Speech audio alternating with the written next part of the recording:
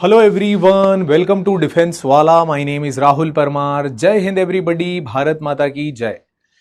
Please बताइए, आवाज आ रही है मेरी? दिखाई सुनाई दे रहा हूं आप लोगों को? जय हिंद एवरीवन। क्या हाल चाल है? हैं? बढ़िया।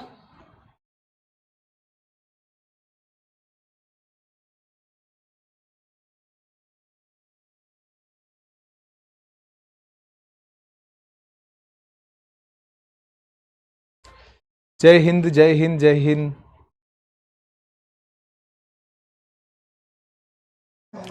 कमेंट बॉक्स थोड़ा सा बड़ा कर लो ताकि कमेंट्स ज्यादा दिख जाए। बड़ा कर लो इन द सेंस कि कमेंट, हाँ, कमेंट जूम आउट करो। सही है, ऐसे ही रहने दो। हाँ, बढ़िया सभी लोग। सर कुछ पर्सनल बात करनी है, बोलो। सर आपकी इस साल की आखिरी क्लास है, हाँ, फिर अगले साल की होगी। सर आज आप बहुत खुश हो? अरे यार, ये कैसे प्रश्न है? देखो, इसको उससे मेरे को खुद से भी दिक्कत। सर आपका 6,000 वाला कूलर कहाँ है? जो 6,000 वाला कूलर है वो रखा हुआ है बराबर, और जब गर्मी आएगी हम आपको उसको बताएंगे। सर आज क्या पढ़ाओगे? जो आप बोलो पढ़ा देंगे। चलो चलो। Properly Audible, clearly visible every one of you. धन्यवाद दीदी।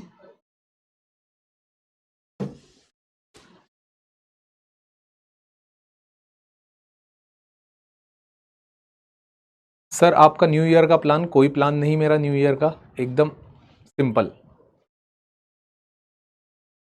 एक शायरी हो जाए, ठीक है? एक शायरी कर लेते हैं और आगे बढ़ते हैं। क्या पढ़ना आज हमें? बादल पढ़ना है।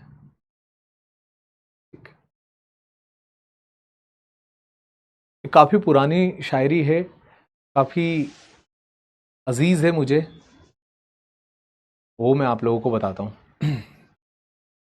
दिल टूट गया, वो लोगों के काम का है, जरा सुनिएगा। तो कहते हैं, दिल टूट गया कोई बात नहीं, साथ छूट गया कोई बात नहीं, तू राह में राही कोई बात नहीं, तू रास्ता में मंजिल कोई बात नहीं, तू समझदार में जाहिल कोई बात नहीं, तू कश्ती में किनारा कोई बात नहीं, तू हर जगह सही मैं हर जगह गलत कोई बात नहीं। बट एक दिन आएगा जब मैं हंसूंगा और तू रोएगी, और अगर तू उस दिन भी ना रोई तो कोई बात नहीं। ऐसा तो है नहीं कि उस दिन मैं तुझसे प्यार नहीं करूंगा, तो उस दिन भी कोई बात नहीं। और अब वो दिन वो होगा कि जब आपके कंधों पर सितारे बेशुमार होंगे और वहां आप खड़े होंगे, देखेंगे।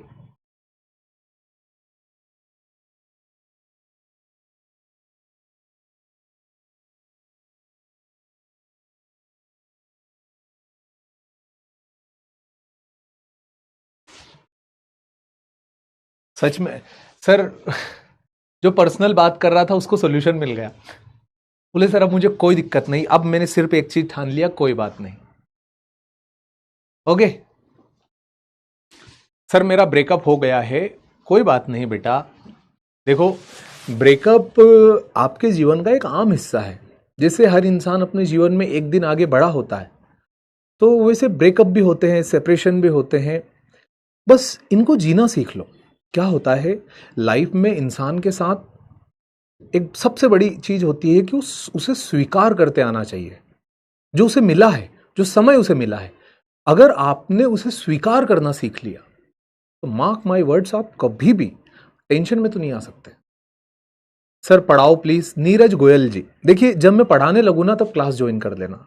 मुझे नसीहत मत दो कि मुझे कब क्या पढ़ाना है।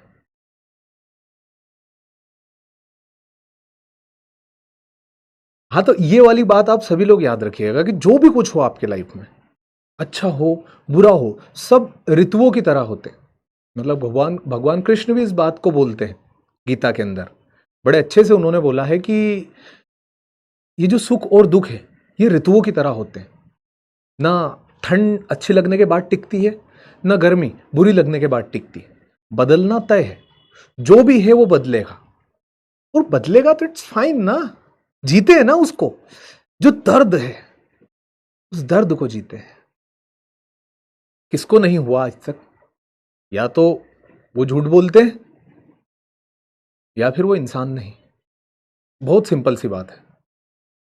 या तो वो झूठ बोल रहे कि मुझे आज तक मैं इस दौर से नहीं गुजरा, या फिर वो है ही नहीं। क्योंकि हर किसी की लाइफ में अपना अपना होता है। तो बेफिक्री के साथ मानिए, आपके साथ अगर ये हो रहा है तो आप दुनिया के कोई अकेले इंसान नहीं है, ये सबके साथ होता है। ऐसे मोमेंट में अपनी लाइफ को थोड़ा जूम आउट करके देखा करो। समझो कि एक पूरा बोर्ड है, उस बोर्ड के अंदर एक डॉट है, वो डॉट आप हो, और उस डॉट के पास एक छोटा सा रिलेशनशिप है आपका जो टूट चुका है, वो है। ये दोनों मिलकर के आप उस डॉट के पास हो। बट जब आप दूर से देखोगे ना तो आपको पता चलेगा कि आपका जीवन बहुत आगे जाना है। ये डॉट ना तो आप यहां रुकने वाला है, और जो डॉट जो आपको परेशान कर रहा है वो आपके साथ रुकने वाला है। आप आगे बढ़ोगे। तो कभी भी ऐसे हालात हो ना तो अपने आप को जूम आउट करके देखा करो कि this is part of my life. But simple सी बात है कि मेरी लाइफ बहुत बड़ी है। It is not my entire life कि मैं पूरा बोर्ड को उस सफेद गोले से भर रहा हूं, नहीं। अगर मैं पूरे बोर्ड को सफेद गोले से करूंगा ना तो वहां पर एक काले गोले का डॉट लगाऊंगा, वो रिलेशनशिप कहलाएगा। तो ये छोटी चीज है। मैं रिलेशनशिप को गलत तो बता ही नहीं रहा, और ना ये बोल रहा हूं कि वो गलत है।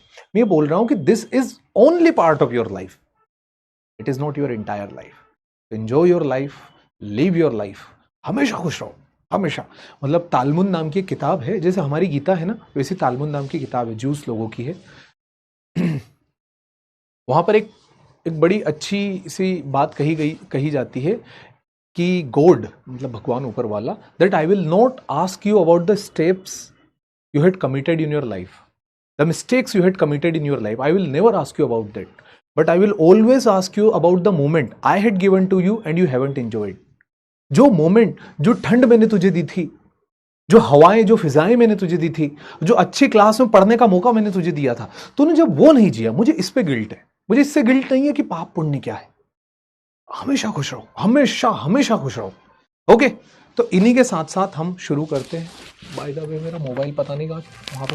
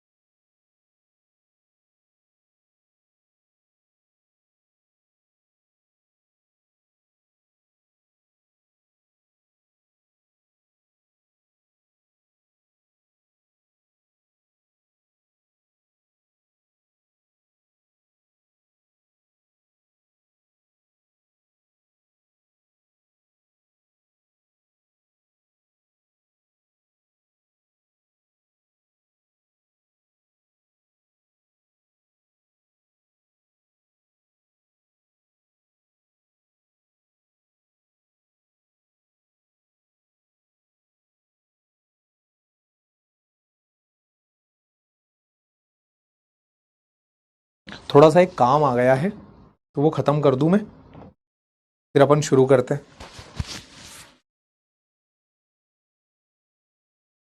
2 मिनट दो। फिर ये वाला चश्मा पूरा वाला ही है ना? ये वाला चश्मा लगाऊं क्या, काला वाला रखा हुआ है यहीं? एक सेकंड बस, मैं एक छोटा सा काम कर लूं। एक क्या है, जो सेकंड लेफ्टिनेंट अरुण खेत्रपाल जी है, उनके जीवन के ऊपर, उनकी लाइफ और उनके कुछ ऐसे मोमेंट जो आपको भी सीख दे, उनके ऊपर एक थोड़ा सा यूट्यूब शॉर्ट क्रिएट किया था। तो उसको फाइनल, वो जो सर है ना जो एडिटिंग कर रहे, वो उनके अब घर जा रहे, और फिर मतलब रात होगी, फोकट में कांपेंगे, ठंड में कांपते हुए जाएंगे। तो इसलिए मैंने उनको बोला कि आप दे दो, मैं 2 मिनट में चेक कर लूँगा, फिर आप चले जाना आपके घर, अपन उसको नहीं रखेंगे।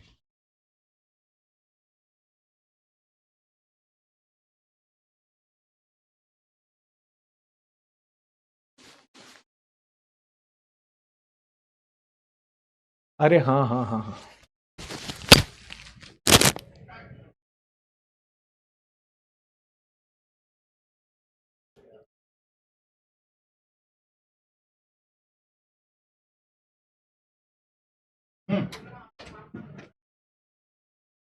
हेलो, आ गया। Let me check once.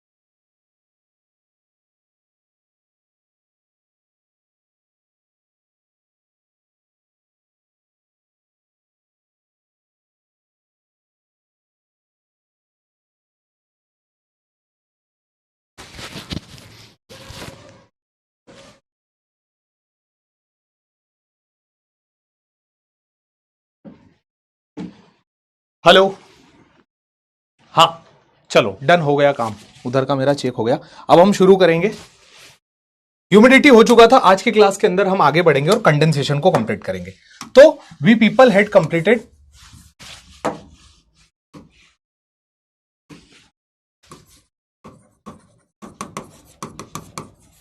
Humidity, है ना, और साथ ही साथ कंडेंसेशन। और कंडेंसेशन में हमने क्या क्या पढ़ा था? Fog, due, mist and due, fog, mist and frost, ये हम पढ़ चुके थे। आज की क्लास से हम क्या पढ़ना चाह रहे हैं? तो आज की क्लास के अंदर we will going to continue with clouds and precipitation.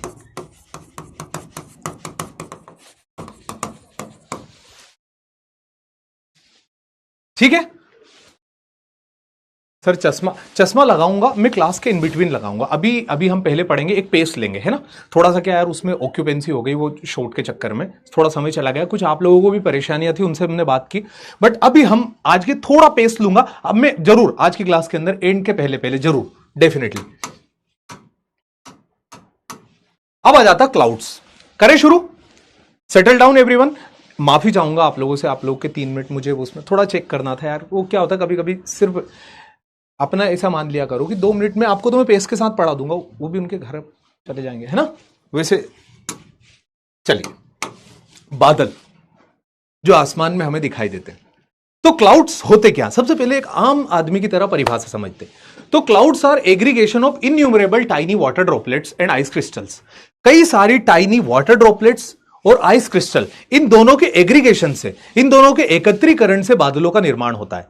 तो clouds are made up of innumerable tiny water droplets and ice crystals which are kept in suspension in the air. जो हवा में ऊपर रहे, हवा में ऊपर रहे कई सारे पानी की बूंदों से, कई सारे डस्ट पार्टिकल और कई सारे आइस क्रिस्टल से मिल करके बादलों का निर्माण होता है। ठीक है, the clouds formed due to condensation of water vapour around the hygroscopic nuclei. Hygroscopic nuclei के बारे में मैंने कल भी बताया था, आज फिर बता रहा हूं कि आसमान के अंदर जो डस्ट पार्टिकल, सोल्ट पार्टिकल जो होते हैं, तो ये वाटर वेपर जो ह्यूमिडिटी कल हमने पढ़ी थी, इसके अराउंड जाकर के जम जाती है। जब इसके अराउंड जाकर के जम जाएगी तो क्लाउड का न्यूक्लियस बन जाएगा, हाइग्रोस्कोपिक न्यूक्लियस हो जाएगा ये डस्ट, और इसी के अराउंड फिर वाटर क्लाउड का फॉर्मेशन होगा। Cloud play a significant role in heat budget. बादल हीट बजट में एक इंपॉर्टेंट रोल अदा करते हैं। आप लोगों ने देखा होगा जब आसमान में बादल छा जाते हैं दोपहर के समय, तो इतनी गर्मी नहीं लगती। कभी इतना अच्छा लगता है कि कभी जब आसमान में बादल छा जाते हैं, जब बादल रहते हैं ना, तब हम कोशिश करते हैं कि बस यहां से निकल के वहां पहुंच जाओ, और जैसे बादल आते हैं हम फिर से धूप के लिए बचते हैं। मेरे साथ ऐसा होता था जब हम मतलब गर्मी के दिनों में जब खेत में काम किया करते थे तो प्याज की फसल उखाड़ते थे। अब मेरे मम्मी पापा तो उसको उखाड़ के वहीं पर काट के इकट्ठा कर देते थे। मेरा काम रहता था कि उस सारे इकट्ठे हुए प्याज को ला करके एक जगह रखना जो छांव है, मतलब आम के नीचे। तो वहां से जो मैं भर करके लाता था सारे प्याज, तो मैं एक चीज देखता था कि जैसे आसमान के पीछे सूरज जाएगा दौड़ के जाऊंगा, तो जैसे आसमान के पीछे सूरज जाता मैं दौड़ के जाता था, भर लेता था, 2-3 बार जितने हो जाए फिर बैठा रहता था, क्योंकि इतना जल्दी वो भी काट नहीं सकते, और फिर जो सूरज है वो अगर आ जाएगा तो फिर मैं इंतजार करता था कब हटेगा। कभी कभी इवन मेरी मम्मी तक मुझे बता देती, ले बेटा आजा।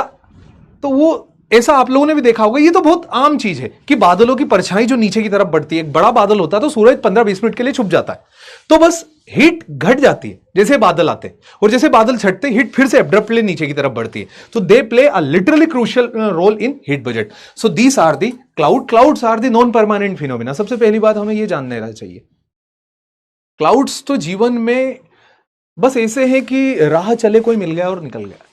जैसे अगर आपका और मेरा, मैं आप और मेरे बॉन्ड की बात करूं, तो I want every one of you in my life like a sky which is permanent, not a cloud, a temporary phenomena.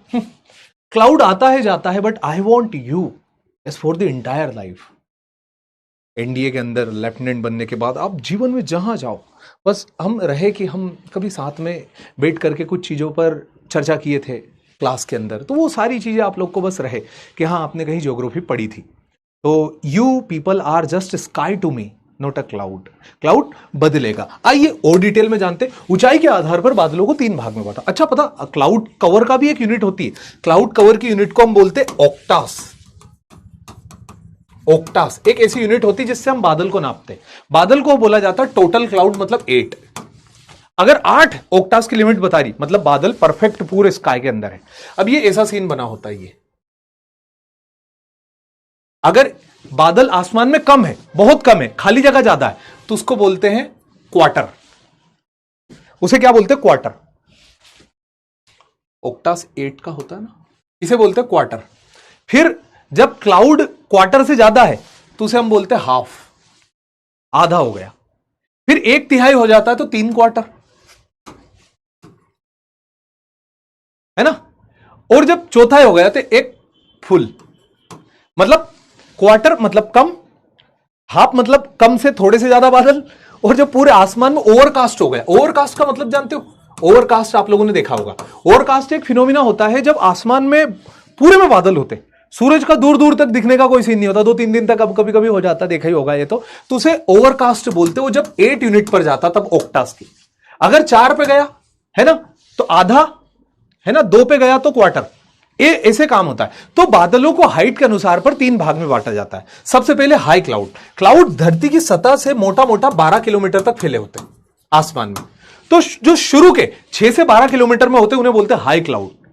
जो मिडिल क्लाउड होते हैं 2 से 6 किलोमीटर के बीच में होते हैं, और जो लो क्लाउड होते हैं वो आपके काफी नीचे हाइट पर पाए जाते हैं। तो 3 रेंज हुई। सबसे पहला जो 6 से 12 तक रहेगा ऊपर, that are the high cloud, और जो 2 से 6 तक रहेगा that are the middle cloud, और जो 2 से नीचे रहेगा, बरसात के क्लाउड 2 से नीचे हो जाते हैं कभी कभी तो बादल सामने, so that are known as low cloud. तो high cloud, middle cloud, low cloud, तीनों क्लियर हुए। अब इनको बताने के कुछ वर्ड्स होते हैं। देखिए क्लाउड्स को ना लर्न करने का एक तरीका होता है। मैं 4-5 शब्द बता रहा हूं, इनको ऐसे कैसे लिख लो। अगर किसी बादल के नाम के आगे सिरस वर्ड जुड़ा है, कितना प्यारा नाम है सिरस, तो सिरस का मतलब होता है हाई क्लाउड, बादल ऊंचे हैं। अगर किसी क्लाउड के आगे वर्ड जुड़ा है स्ट्रेटस, तो मतलब ये लेयर क्लाउड है ना, जो कि हॉरिजॉन्टल है। मतलब ऐसे लंबे लंबे फैले हुए, these are the layered cloud. Stratus word अगर जुड़ा है, अगर सिरस वर्ड जुड़ा मतलब ऊंचे की बात हो रही, अगर निम्बस वर्ड जुड़ा है, किसी भी बादल के आगे पीछे आपको निम्बस वर्ड मिलेगा, मतलब कि it is rain giving cloud. बरसात तो अक्सर यही कराते। फिर अगर किसी क्लाउड के नाम ने क्यूमुलस लिखा है तो these are the heap cloud. मतलब ये ऐसे होते हैं, नीचे से फ्लैट और ऊपर से बोल की तरह उठे हुए।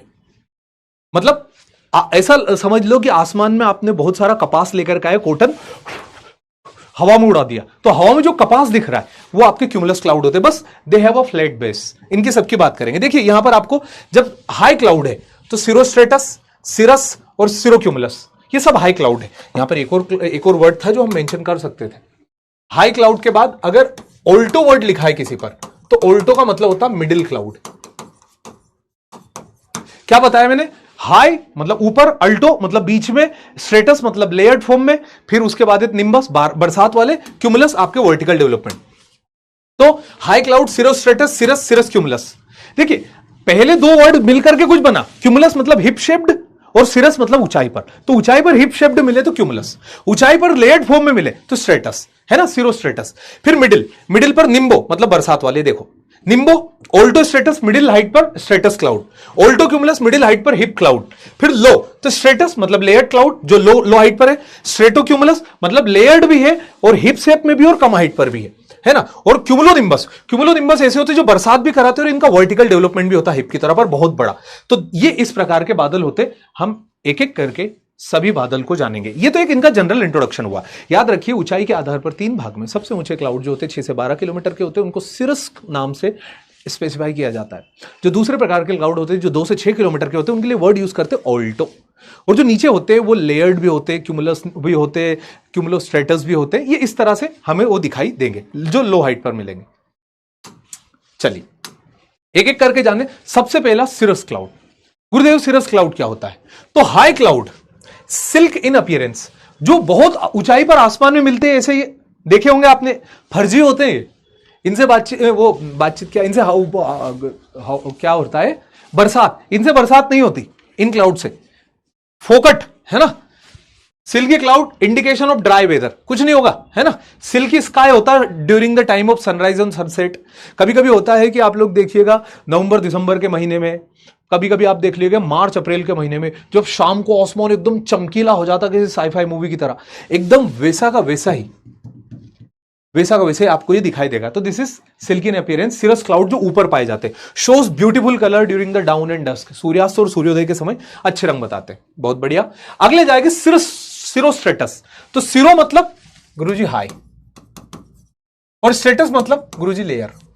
चलो, तो cirrostratus cloud are white cloud that cover a whole sky. ये व्हाइट क्लाउड होते बहुत ऊपर और लगभग स्काई को कवर कर लेते, बट काफी पतले होते। Whole sky like a veil. Veil जानते हो? वेल क्या होता है?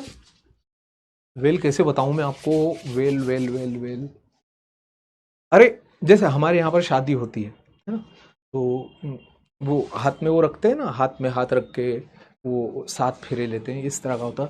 जब यूरोपियन कल्चर में शादी होती तो वो जो लड़की जाती है ना व्हाइट पहन के, उसके पीछे वो मच्छरदानी वो उसके मुंह पर रहती, वो जो सामने रहती है ना, वो वहां पर पादरी के सामने जाते। I hear in the name of old and new god I shall ask you agree with him as his husband? Yes I do. फिर वो बोलता है यू, फिर उसका particular name, with the name of old and new god will you accept her as your future wife? Yes.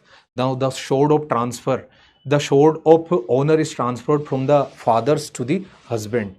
तो उसको जो transfer करते हैं ना, वो जो पूरा शादी का माहौल होता है वो, तो जो मच्छरदानी रहती दोनों के बीच में, वो पर्दा, उसे वेल बोलते हैं। आपने देखो ना, मच्छरदानी ही देखी होगी, मच्छरदानी जिसमें मच्छर नहीं घुसते, तो उसमें जो कैसे हो रहती है, आर पार भी दिखता बट कम भी दिखता है। तो वैसे वेल तरह का स्ट्रक्चर बनता सिरोस्ट्रेटस, क्योंकि लेयर बन जाती पूरी, वेल टाइप का स्ट्रक्चर होता है। ये जनरली हमें विंटर में दिखाई देते, हालो फॉर्म्ड अराउंड देम, इनके सराउंडिंग में हालो बनता है।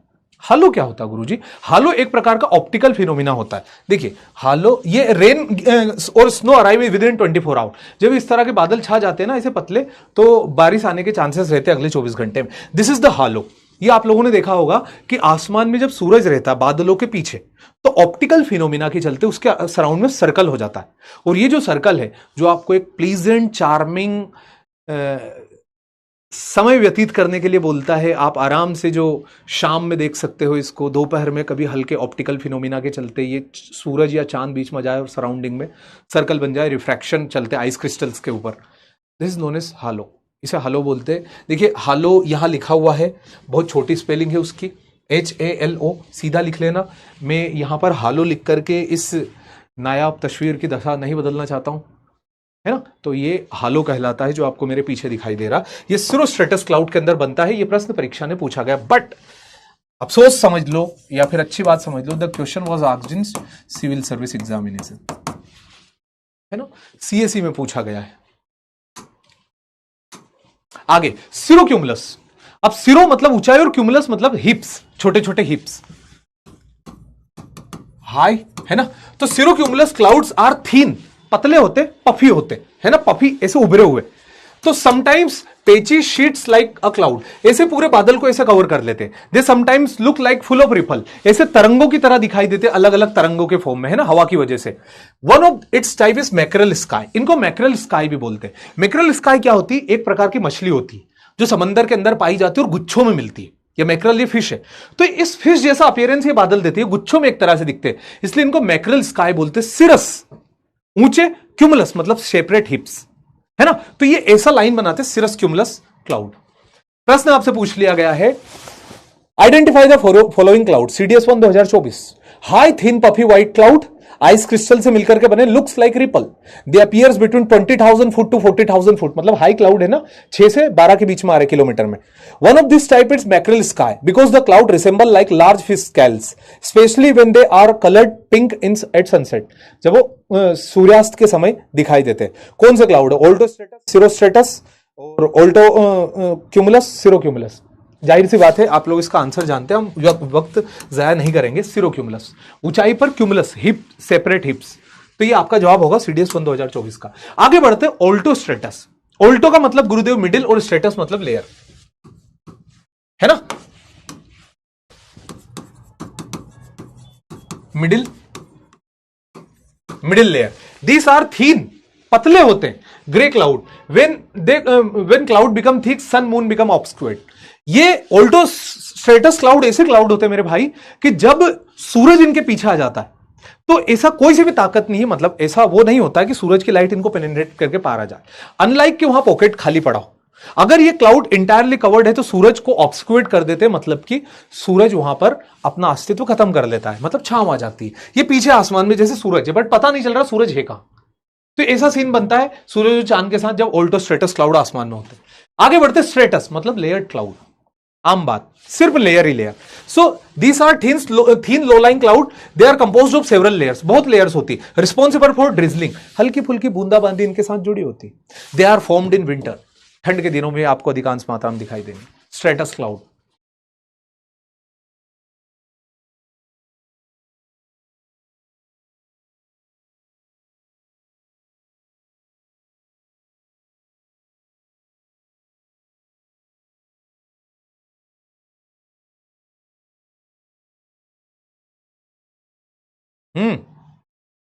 डन, ठीक है, आगे बढ़ू, आगे बढ़िए गुरुजी। वैसे भी आप रुके हैं फोकट में, बाकी हम बोल तो नहीं पा रहे, मतलब मैं आपको डाइजेस्ट करने का समय देता हूं।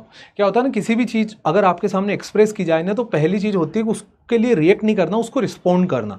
और जब किसी भी चीज को आप रिस्पॉन्ड करते हो ना, तो आपकी मसल मेमोरी के सारे हिस्सों में आप एक सिग्नल भेजते हो कि क्या मैं इसे हरी झंडी दिखाऊं या मैं इसे रोक लूं, है ना। तो जब ख्याल आता है ना, तो उसमें सारी चीज आ जाती है, हाँ ये देखा था, ये देखा था, वो। तो इसलिए वो डाइजेस्ट करने के लिए आपको दी, आप लोग को एंड में समय दिया जाएगा डाउट पूछने के लिए, बचा के रखिए अगर आए तो।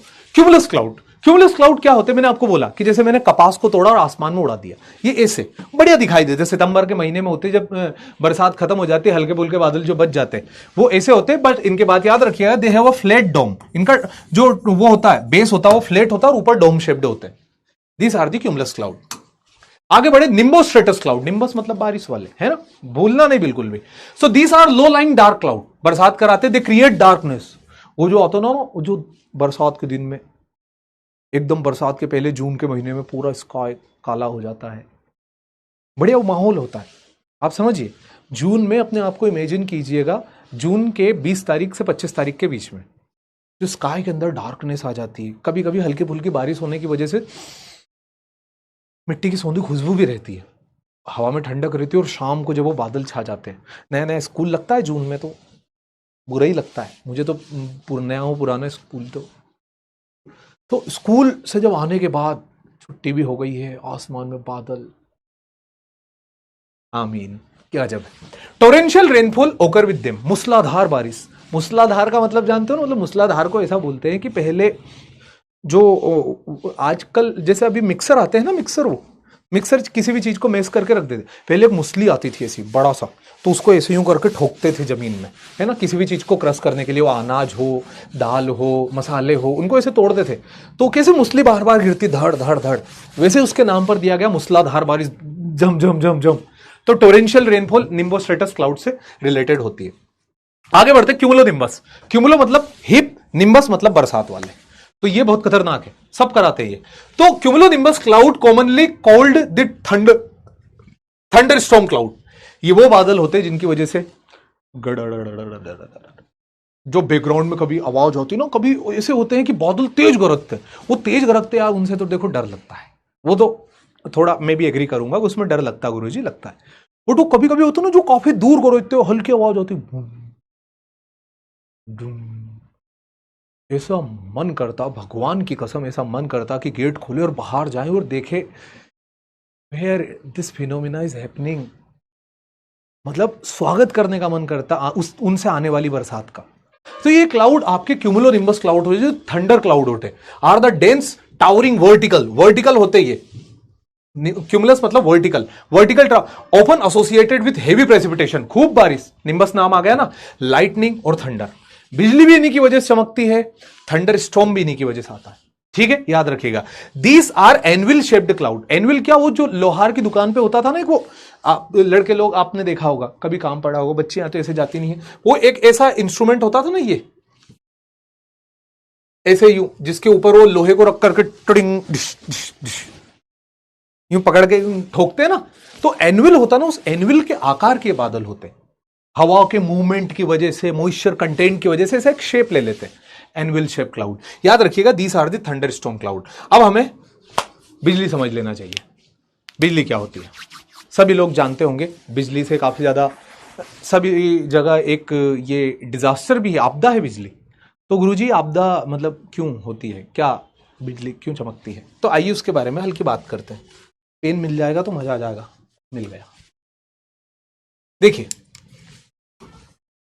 ये बादल है, बादल किन से मिलकर के बने, सबसे पहले पन्ने पर जाए तो वहां लिखा था, clouds are aggregation of tiny water droplet and ice crystal, बर्फ और पानी की बूंदों से मिलकर के बादल बने। ये बात आप सभी मानते हो, क्योंकि सबसे पहले आप परिभाषा पढ़ के आए हैं ना पुराने, फ्रॉम इक्वेशन नंबर 1। तो clouds are made up of ice crystal and water droplet. अब बहुत सारे इसमें आइस क्रिस्टल्स है ना, और बहुत सारी वाटर ड्रॉपलेट्स है। हवा, एयर करंट्स चलते रहते अपर एटमॉस्फेयर में, जेट स्ट्रीम्स चलती है, जियोस्ट्रॉपिक विंड्स चलती है, तो ये करंट्स इनको एक जगह से दूसरी जगह धकाते रहते हैं। जब ये करंट्स एक जगह से दूसरी जगह धकाते हैं, उस वजह से क्या, बादलों के अंदर एक चार्ज जनरेट हो जाता है।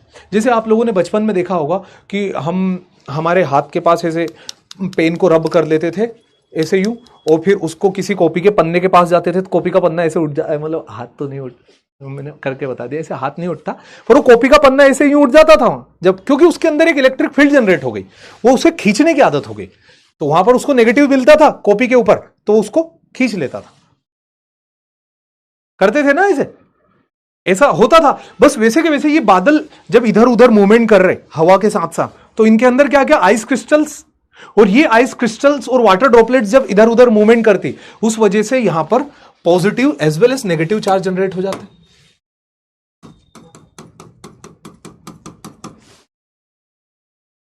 और नीचे की तरफ नेगेटिव चार्ज जनरेट हो जाते हैं। इतनी कहानी आई। Clouds are made up of ice crystal and water droplets. जब वो ऐसे मूवमेंट करेगा तो पॉजिटिव नेगेटिव चार्ज बन गए, और बादल बना लो, एक और बादल बना लिया, सेम फिनोमिना यहां हो गया, पॉजिटिव चार्ज हवा की वजह से ऊपर की तरफ बन गए, और नीचे की तरफ नेगेटिव चार्ज आ गए। अब हमारी धरती, हमारी धरती न्यूट्रल है बट पॉजिटिव चार्ज भी है। यह है धरती।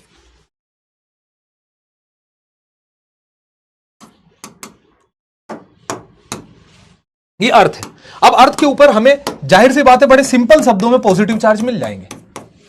आपका एयर क्वालिटी इंडेक्स भी, जो एयर प्यूरिफायर होता ना, जो जयपुर में बहुत सारे लगे हुए हैं, है ना, बहुत सारी जगह पर एयर प्यूरिफायर लगाए जाते हैं। अब ये लोग क्या करते हैं, वो एयर प्यूरिफायर होता है ना, वो नेगेटिव चार्ज निकालता है। तो जब वो नेगेटिव चार्ज बाहर निकालता है तो जो पोल्यूटेंट्स होते हैं उनके ऊपर नेगेटिव चार्ज लग जाता है और धरती का पॉजिटिव चार्ज उसे नीचे खींच लेता है, तो पोल्यूटेंट गिर जाता है। इसी मैकेनिज्म पे वो काम करता है जो प्यूरिफायर होते हैं वो, कि अंदर से चार्ज पार्टिकल्स निकलते, positive charge particles, negative charge particles बाहर, और उन पोल्यूटेंट्स के ऊपर जाकर के चिपक जाते हैं। जब पोल्यूटेंट्स पे चिपक जाएंगे तो धरती के लिए वो नेगेटिव चार्ज है, धरती उसे नीचे खींच लेगी, है ना, एक मीडियम बन जाएगा।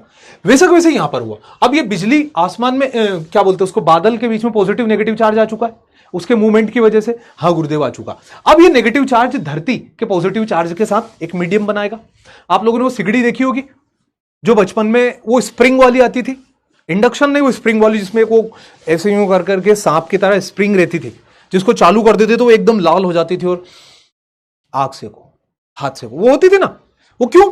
क्योंकि पॉजिटिव नेगेटिव चार्ज को आपने जोड़ा और उसका जो फिलामेंट था, मेल्टिंग पॉइंट ज्यादा था, तो इसलिए वो गर्म होता गया, गर्म होता गया, मेल्ट नहीं हुआ। यही होता ना स्प्रिंग के अंदर, जो स्प्रिंग गर्म होती है, वैसा का वैसे ही यहां से जब ये नेगेटिव चार्ज ने पॉजिटिव चार्ज के साथ मीडियम बनाया, ये मीडियम बना, और इस मीडियम के चलते सारे जो नेगेटिव चार्ज थे आसमान के वो नीचे उतरने लगे और धरती के पॉजिटिव चार्ज से मिलने लगे। और ये जो लाइटनिंग है, ये लाइटनिंग क्या बनी? ये लाइटनिंग एक मीडियम बनी।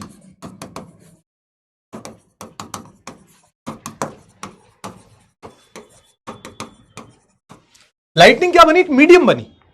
मतलब लाइटनिंग बहुत सिंपल सी बात है। बेंजामिन फ्रैंकलिन की जो वो थी पतंग, उस पतंग का धागा बनी है ना, कि उसने क्या किया, जो जैसे पतंग मांझे से बंधी है वैसे ही उस क्लाउड को उसने ऐसे यहां धरती पर जोड़ने का काम किया उस मीडियम के चलते। अब जैसे मैंने आपको बताया, स्प्रिंग जब गर्म होती है तो स्प्रिंग का तापमान पहुंच जाता 500-600 डिग्री।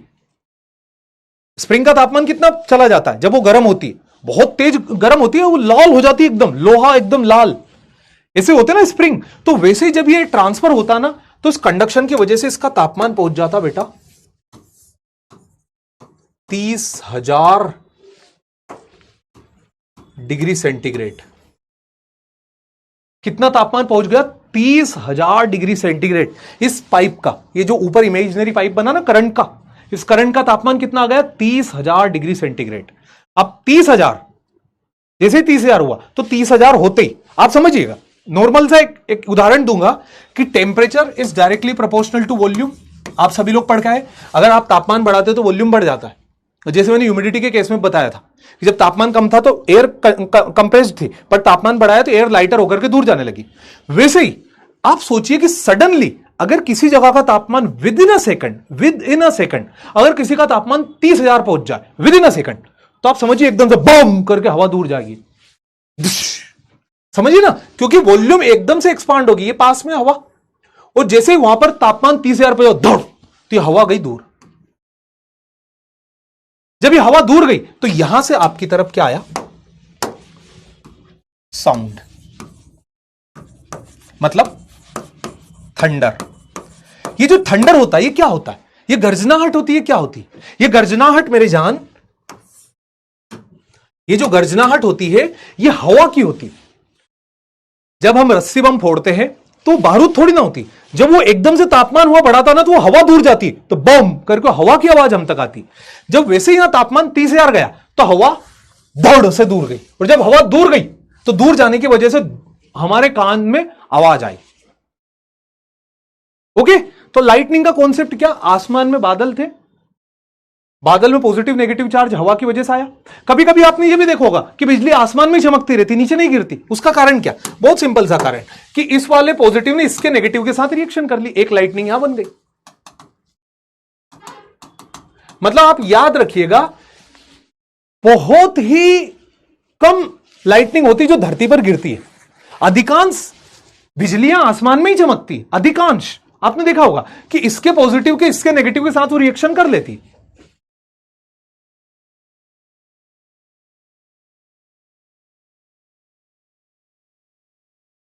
हाँ जिसमें बताया ना बेटा उसी में, नहीं सिरोस्ट्रेटस, सिरस क्लाउड में बनता, ऊंची हाइट वालों में। ठीक है, ये सभी हम जानते हैं कि जब ये होगा तो एकदम से फिर बिजली चमकेगी। सर लाइट कैसे दिखता है? लाइट ऐसे दिखता है, ये आसमान के नेगेटिव चार्ज धरती के पॉजिटिव चार्ज की तरफ आ रहे, और जो फॉल्ट हो रहा है, जब फॉल्ट होता वो फॉल्ट आपका लाइटनिंग है। आप सभी लोगों ने देखा होगा कि जब बिजली चमक जाती है उसके थोड़ी देर बाद हमें साउंड सुनाई देता है ना? बिजली पहले चमक जाती है और थोड़ी सी देर बाद आवाज आती है। हाँ ये बिल्कुल होता है, बिल्कुल, कि पहले बिजली चमक जाएगी यहां पर और उसके कुछ समय के बाद with in a nano second आपको आवाज सुनाई देगा। कारण क्या है? वेरी सिंपल, हाँ बिल्कुल सही, हमारी आंख जो है वो आगे है और हमारे कान थोड़े से पीछे, तो पहले हमको दिख जाता है और उसके थोड़ी सी देर बाद हमें सुनाई देता है।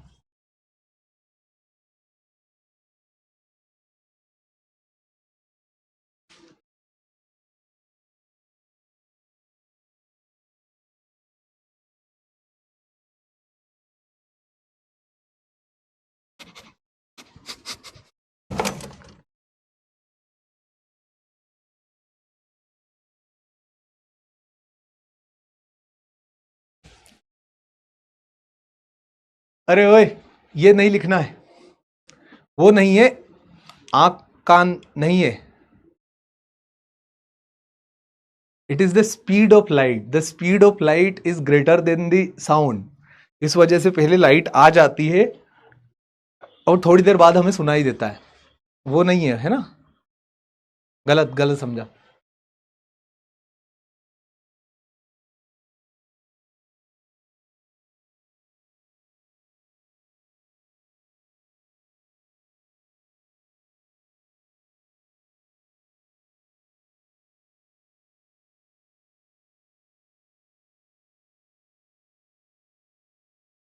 चलो अब हमारा एक चैप्टर क्लाउड का कंप्लीट हुआ,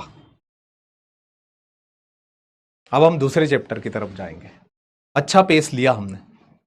बताओ क्लाउड समझ में आया? I don't want to offend any of you as a science student. आपका जो कॉन्सेप्ट है दैट लाइट की speed is greater than the sound, light की स्पीड भी मैं बता देता हूं 3 लाख किलोमीटर प्रति सेकंड, और साउंड की स्पीड किलोमीटर में होती है, वो भी बहुत कम। तो साउंड की स्पीड से तेज तो हवाई जहाज चल जाते, बट लाइट से तेज कुछ नहीं होता। तो लाइट जो है, light is the fastest thing which can travel anywhere in the space. तो वो लाइट ही था, प्लीज आप उसे गलत ना समझे। डन।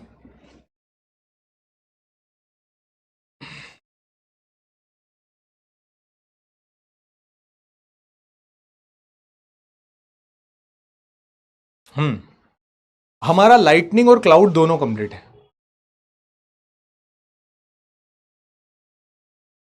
हाँ हाँ, बदल रहा हूं, बदल रहा हूं, बदल रहा हूं।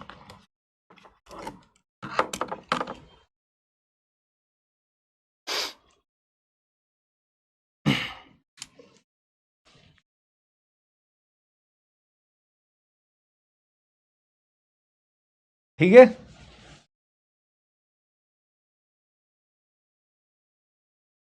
हाँ। ऑक्टास कितने बार है? देखिए ऑक्टास मतलब टोटल 8, ऑक्टास मींस 8।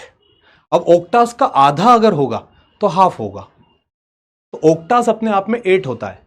और एक और बात याद रखिएगा कि हम हमारे घरों के ऊपर जो बिल्डिंग्स होती है, उन बिल्डिंग्स के ऊपर लगाते हैं लाइट एब्जॉर्बिंग इंस्ट्रूमेंट, जैसे कि आपको यहां पर मेरे पीछे भी ये दिखाई दे रहा। ये क्या करता है कि जितनी भी लाइटनिंग स्काई के अंदर से आती है, ये उसे कैप्चर करके सीधी धरती में ट्रांसफर कर देता है, ये वहां उसे नहीं रोकता। ये बात आप लोग को याद रखना होगा कि it capture the light and transfer it down to the earth. Perfect.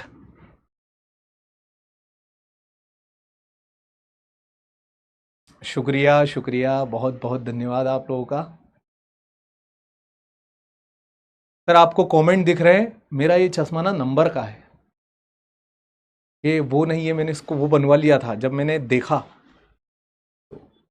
ठीक है, मैंने कहा इससे बेहतर लगेगी थोड़ी सी। New chapter will be the precipitation, cyclone. कोई साइक्लोन नहीं, अभी तो पहले प्रेसिपिटेशन पढ़ेंगे ना, बरसात पढ़ेंगे।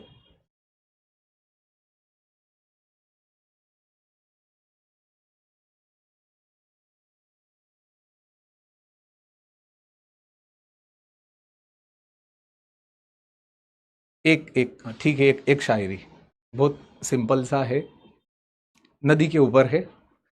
तो कहते उलझ करके तेरी जुल्फों में यूं आबाद हो जाऊं, उलझ करके तेरी जुल्फों में यूं आबाद हो जाऊं कि जैसे लखनऊ का मैं आमीनाबाद हो जाऊं। आमीनाबाद लखनऊ का काफी पुराना बाजार है, जो सिकंदर लोदी के समय से लगता है, तो उसी के बारे में बताया गया था, फेमस है। तो उलझ करके तेरी जुल्फों में यूं आबाद हो जाऊं कि जैसे लखनऊ का मैं आमीनाबाद हो जाऊं। यूं कब तक निहारूं ताज को यमुना की तरह तन्हा, कोई गंगा मिले मुझे तो मैं इलाहाबाद हो जाऊं। यमुना है ताज के पास पर फिर भी तन्हा है, काश यमुना को गंगा मिले तो मैं बन के इलाहाबाद निकल आऊं। ठीक है, चलो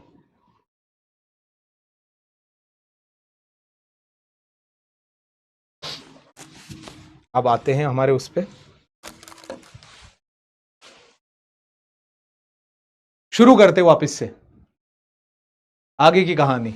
ये भी कोई दिक्कत नहीं है। लाइटनिंग के बारे में ये चीज तो हमने जानी। अब लाइटनिंग के ऊपर दी गई प्रश्नावली। सबसे पहला प्रश्न लाइटनिंग कंडक्टर के ऊपर है, याद रखना, बहुत अच्छा प्रश्न है।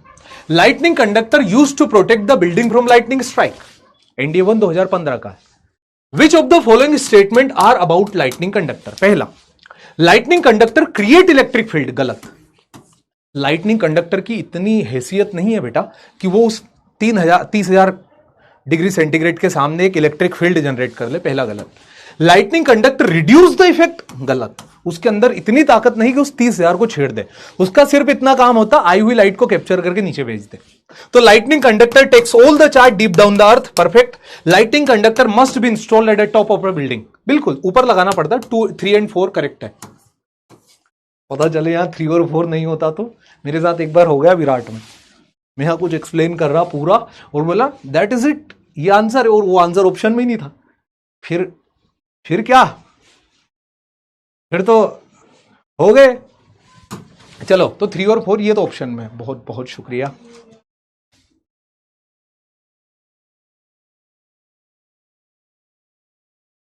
चाय भी आ गई है, हमारा एक चैप्टर भी कंप्लीट हुआ। आगे बढ़ते हैं, प्रश्न लगाते हैं, प्रश्नों को लगाएंगे। थोड़ा इंडियन मॉनसून के बारे में जानो, है ना, ज्यादा नहीं बताऊंगा आप लोगों को, इंडियन मॉनसून के बारे में हल्का जानो कि डोमिनेटेड बाय क्यूमुलो निम्बस और निम्बोस्ट्रेटस क्लाउड, दोनों में निम्बस है। रेन बियरिंग क्लाउड्स हमारे देश में ज्यादा होते हैं। वेस्टर्न घाट के अंदर ओरोग्राफिक क्लाउड्स पाए जाते हैं। ओरोग्राफिक रेनफॉल क्या होगी आज ही आपको बताएंगे। नॉर्थ ईस्ट इंडिया के अंदर कन्वेक्शनल रेनफॉल होती है। कन्वेक्शनल रेनफॉल क्या होगी ये सब आज आपको बताएंगे। ओरोग्राफिक और कन्वेक्शनल बहुत ईजी है ये। वेस्टर्न डिस्टर्बेंस जो आता, मतलब भारत में पश्चिम से जो बारिश आती है, जिसको टेम्परेट साइक्लोन की वजह से बोलते हैं, यहां पर सिरोस्ट्रेटस और निम्बोस्ट्रेटस क्लाउड होते हैं जो कि ठंड में बरसात कराते हैं। तो अगर ठंड के समय में किसी जगह बरसात हो जाए तो वो आपका याद रखिएगा वेस्टर्न डिस्टर्बेंस कहलाता। पश्चिमी विक्षोभ, पश्चिम की तरफ से आने वाले बादल जो कि टेम्परेट साइक्लोन्स की वजह से होते हैं। ये दोनों आपकी जेब में यूं करके रख दूंगा मैं, बस मुझे 2 लेक्चर देना पढ़ाने का। जिस दिन मैंने साइक्लोन पढ़ा दिया उस दिन आपका ये वेस्टर्न डिस्टर्बेंस, टेम्परेट साइक्लोन सब खत्म, और आज ही की क्लास में ओरोग्राफिक कन्वेक्शनल अभी खत्म करा दूंगा।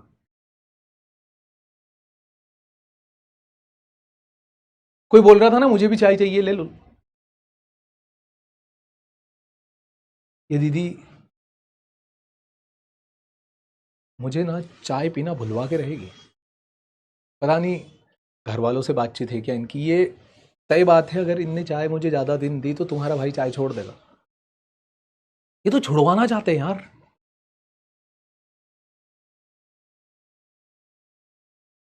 चलो प्रश्न लगाएंगे। विच one of the following is rain bearing cloud? खत्म कर दो इसे, तोड़ दो इसे।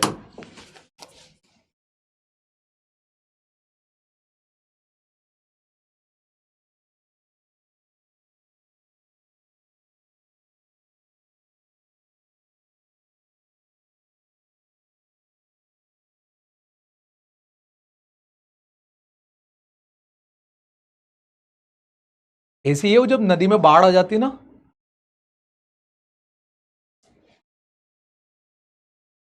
देखिए कोई ऐसा मत समझ लीजिएगा कि राहुल सर चाय का अपमान कर रहे। मेरे हिसाब से दो ही तरह के लोग होते हैं।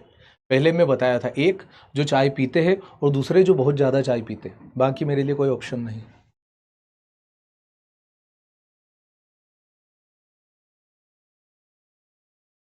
चलो 82%, बाकी 18% तुम लोग को कोई दूसरा दिख रहा है यहां से, तो शर्म आती है रे। बाकी दुनिया बोल रही, मतलब सब बोल रही है कि राउंड गलत है, सब कुछ बताया गया, निम्बस क्लाउड है, बरसात कराते। 18% लोग अलग ही होते हैं। क्यों, आज तो मैंने चेट बन करके पढ़ाए थे, तुम लोग क्या कर रहे थे? भारी आदमी हो यार। ये मिलाओ, मिलान करो, cirrus, stratus, nimbus, cumulus.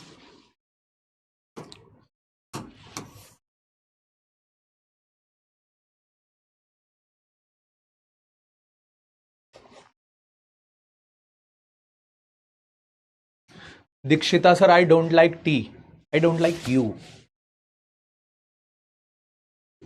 24 carat दूध चाय बनता है मेरे घर। हाँ बहुत बढ़िया, चाय चाय होती। आप उसको बहुत दूध डाल के बनाओ या नॉर्मल कम दूध डाल के भी बनाओ, बस एक स्वाद होना चाहिए। ऐसे ऐसे नहीं यार, 24 कैरेट में बनाएंगे ये। सोना भी डालते हो?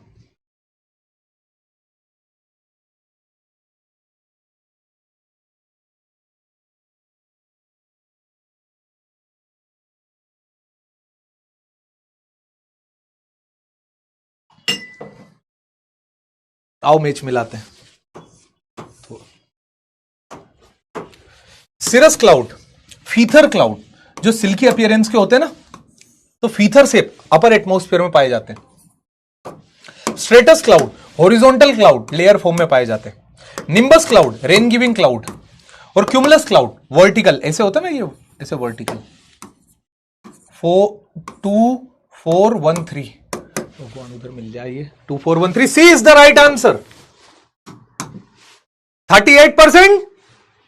व्हाट, तुम लोगों ने 2 क्यों दिया?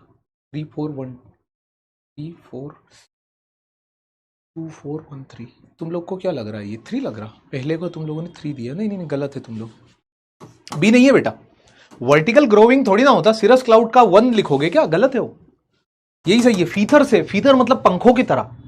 अरे तुम लोग ना, मेरी बात सुनो, तुमको ज्योग्राफी की नहीं, तुमको जरूरत है इंग्लिश की। अगर यही प्रश्न तुम हिंदी में पढ़ के, वहां जो हिंदी में लिखते ना, तो पंख जैसे आप जब पढ़ते ना, तो आप समझ जाते हो सिल्की अपीयरेंस की बात कर रहे हो। इंग्लिश हम शर्मिंदा है, तेरे कातिल जिंदा है। आगे बढ़े। Which one of the following statement about cloud is correct? पहला, सर नाम ले लो please, Anuj Pundir. Which of the following statement regarding cloud is correct? Clouds are classified on the basis of altitude and their form. उनकी ऊंचाई और उनकी बनावट के आधार पर हम इसको बांटते हैं। अकॉर्डिंग टू ऑल्टीट्यूड, हाइट के आधार पर हाई, मिडिल और लो, 3 प्रकार के क्लाउड होते हैं। स्ट्रेटस, निम्बस और stratocumulus, these are the high clouds. अरे इसको भी गलत करोगे क्या?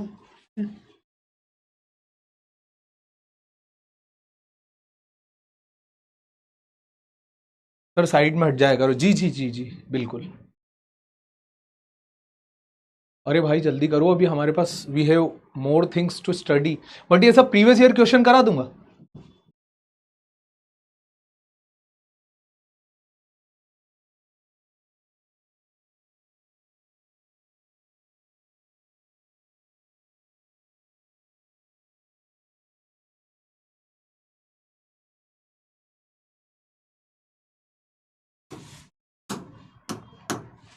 वाह क्या बात है, बहुत बढ़िया।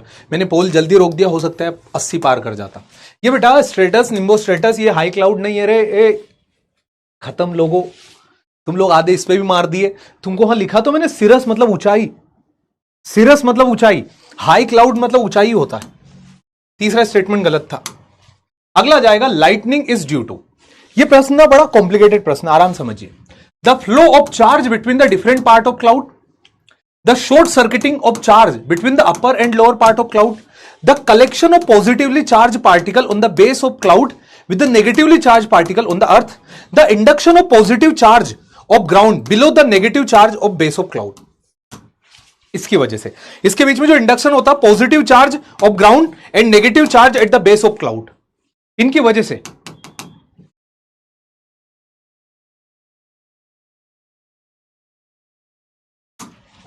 अगला, condensation of water vapour into the condensation of water vapour into water. Condensation एक प्रक्रिया होती है जिसके चलते गैस वाटर या सॉलिड में बदलती है, जैसे हम कल पढ़ के आए। तो उसके लिए क्या क्या लगती है कि कंडेंसेशन मतलब वो प्रोसेस जिसके चलते चीजें फॉर्म स्टेट चेंज करेगी। वाटर वेपर मतलब गैस का वाटर यानी लिक्विड में कन्वर्ट होने के लिए क्या क्या लगता है। वॉल्यूम ऑफ एयर, देखिए हवा जो है अगर वॉल्यूम बड़ी रही तो ज्यादा बड़ी वॉल्यूम होती है ना, तो हवा ठंडी रहती है, लाइटर, तो उस वजह से कंडेंसेशन बराबर होगा। ह्यूमिडिटी ज्यादा हुई, कंडेंसेशन बराबर हुआ, तापमान कम रही, कंडेंसेशन बराबर होगा। तीनों फैक्टर रोल अदा करते हैं कंडेंसेशन में, 1, 2 एंड 3। अगला जाएगा प्रेसिपिटेशन। तो प्रेसिपिटेशन में क्या है, when cloud become saturate it start precipitating. जब बादल सुपर सैचुरेट हो जाए, देखिए नॉट होल्ड मॉइस्चर एनीमोर, जब बादल और मॉइस्चर होल्ड ना कर पाए, वो सुपर सैचुरेट हो जाए, उसे हम बोलते हैं प्रेसिपिटेशन। अब प्रेसिपिटेशन अलग अलग फॉर्म में होता है, रेनफॉल, स्नोफॉल, स्लीट, हेलस्टॉर्म और विरगा। एक एक करके सभी बताऊंगा। अब देखिए प्रश्न कैसे एग्जाम में पूछे जाते हैं। प्रश्न ऐसे पूछे जाते हैं, विच one of the following is a part of condensation. अब वहां लिखा रहेगा रेनफॉल, स्नोफॉल, स्लीट और ड्यू। अब आपको पता होना चाहिए ड्यू कंडेंसेशन का पार्ट है।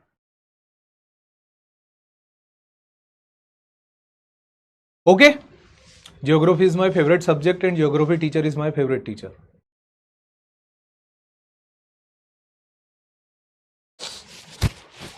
रेनफॉल, स्नोफॉल, स्लीट, हेलस्टॉर्म और विरगा, ये कंडेंसेशन में नहीं आएंगे और वो यही पूछेंगे इनमें से कौन सा कंडेंसेशन का है। आपको प्रश्न की प्रैक्टिस करा दूंगा, बेफिक्र रहिए। चलिए, रेनफॉल सबसे पहले पॉइंट की बात कर रहे हैं। तो when cloud become saturate, rainfall होकर जब बादल can not hold a moisture anymore, they start precipitating. It is a component of water cycle. Water cycle सुना आपने, evaporation, condensation, precipitation. Evaporation, condensation, precipitation. तो ये क्या हो जाएगा, it is a form of water cycle. Evaporation, condensation, precipitation. Precipitation का example है rainfall, तो यस ये उसका पार्ट होता है। Himanshu Rathore, the line joining the place having same rainfall is called isohyet. एक ऐसी लाइन जो उन सारी जगह को ज्वाइन करे जहां समान सेंटीमीटर में बरसात होती है, जैसे फॉर एग्जांपल भोपाल, लखनऊ, दिल्ली। अगर इन सभी जगह बराबर मात्रा में बरसात हुई तो उनको एक इमेजिनरी लाइन से ज्वाइन करेंगे, उस लाइन को आइजोहाइट बोलेंगे। ठीक है। विच one of the following is not a form of condensation. Due, fog, frost और स्लीट। कराऊं क्या पोल, कराऊं, कर लेते हैं एक। आकाश कुमार ले दिया, सुमित कुमार, देव कुमार। अरे तुम लोग एक साथ गैंग बना के बैठे हो क्या?